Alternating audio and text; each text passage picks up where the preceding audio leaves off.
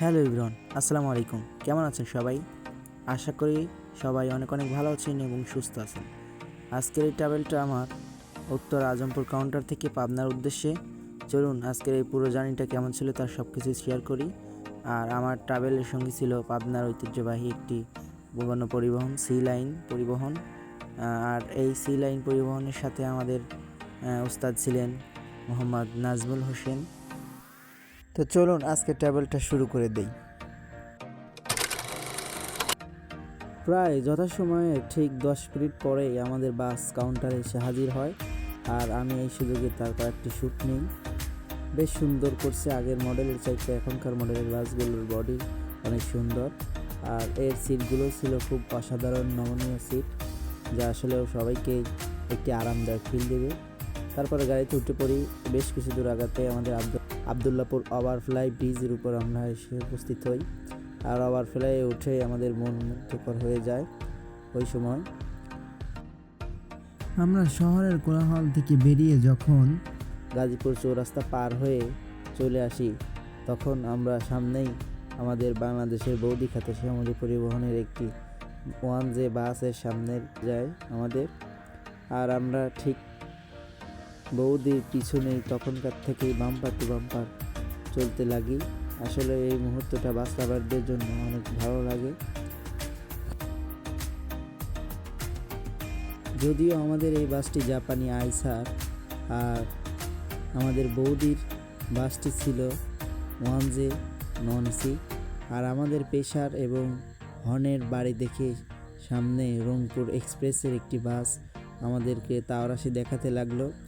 আর এই তাওরাশিটা খুব সুন্দর ছিল। প্রায় 2 থেকে 3 মিনিট আমরা তার বাম্পারে একই হারে তার পিছু পিছু ছুটতে থাকি আমাদের পাবনার সি লাইন,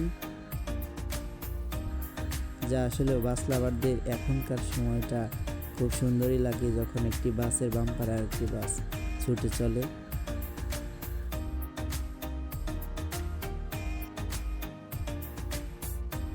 চলতে চলতে সি লাইনকে রংপুর ট্রাভেলস যেন তার ওভারটেক করতেই দিবে না। রংপুর ট্রাভেলসের এই বাসটি আমাদের পাত্তাই দিতে চাচ্ছিল না। মনে হয় তার বাম্পারে ধরে রাখতে পারবো না, চারাদিক বালু টালু উড়িয়ে দিছে একটা টান প্রায় 80+ স্পিডে।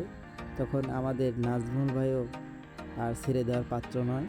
তখন খুব সুন্দরভাবে ড্রাইভিং করে মনোমুগ্ধকর পরিবেশে তাকেও খুব সুন্দরভাবে সামনে গিয়ে ওটি দিয়ে ফেলে। যদিও এই বাসটি খুব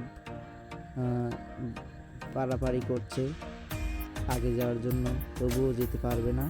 কে খুব সুন্দরভাবে সামনেই আমরা তাকে ওটি দিয়ে ফেলবো ইনশাল্লাহ। আপনারা তো দেখতেই থাকুন।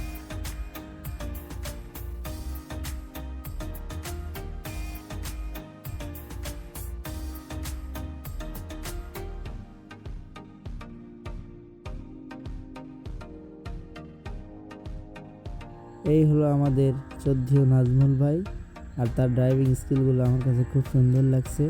কিছু দূর চলতে না চলতেই এসআর পরিবহনের একটি হুন্ডাই এসি বাস আমাদের সামনে হাজির হয়। আর আমরা তার পিছনেও ছুটতে একটু দ্বিধাবোধ করি না। আর যখন সে পিক আপ দিচ্ছিল তখন তার সাইলেন্সার দিয়ে একদম কালো ধোঁয়া বের হচ্ছিল। আসলে তার গর্জন এবং কালো ধোঁয়াটা আজও পর্যন্ত যে এরকম আছে তা দেখলেই বোঝা যায় কি সুন্দর গাড়িটার অবস্থা খারাপ হয়ে যায়।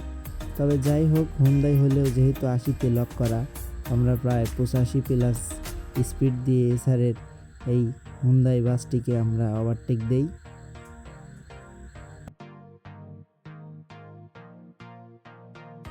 কিছু দূর আগাতেই আমাদের সামনে বিনয়ের একটি 1J বাস এসে হাজির হয়েছিল। আর সেও আমাদের ওভারটেক দেওয়া দেখে পিছাড় দিয়ে মনে হয় তার সাথে পারাই মুশকিল। অনেক সময় সেও আমাদের ছাড়তে নারাজ। আসলে ঢাকা টাঙ্গাইল মহাসড়কে সি লাইনকে ছেড়ে দেওয়ার জন্য সবাই উদ্বিগ্ন হয়ে থাকে না।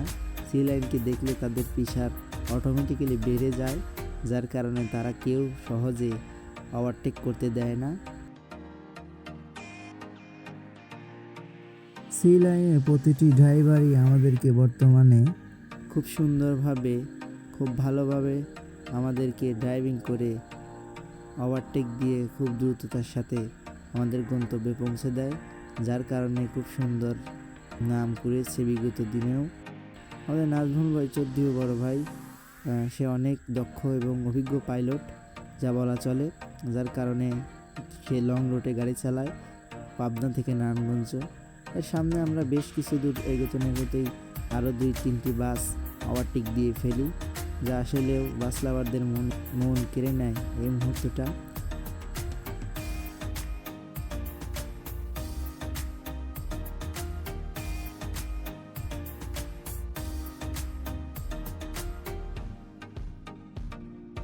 আসলে রাজধানীর কোলাহল মুক্ত এই পরিবেশটা গ্রামের দিকে মানুষকে আজও পর্যন্ত টানে এর সৌন্দর্য এবং উপভোগ করার জন্য। সামান্য রাজধানী থেকে বের হয়ে আসতে না আসতেই ডান পাশে বাম পাশে ধানের ক্ষেত এবং মাঝখান দিয়ে চলেছে 4 লেনের রাস্তা। আর দুপাশের গাড়ি যখন তার স্পটলাইট, ব্যাকলাইট, টেল লাইট যখন জ্বালিয়ে দিচ্ছিল, তখন রাস্তাটা আরও ডবল সৌন্দর্য মণ্ডিত হয়ে উঠছিল, যা আসলে অনেকটা সুন্দর লাগে মহাসড়কের এই দৃশ্যগুলো আমাদের কাছে।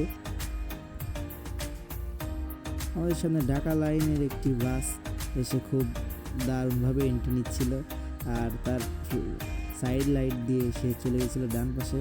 আর সে হয়তো বাড়াবাড়ি না করে আমাদেরকে ছেড়ে দিয়েছিল, যেহেতু আমাদের এটা দোপাল্লার গাড়ি, তাই সে সম্মান দেখাচ্ছিল। আর আমাদের নাজমুল ভাইয়ের একের পর এক যে বাউলি আর যে সুন্দর কোয়ালিটিফুল ড্রাইভিং, তা দেখে আমি আসলেও মনোমুগ্ধকর হয়ে গেছিলাম।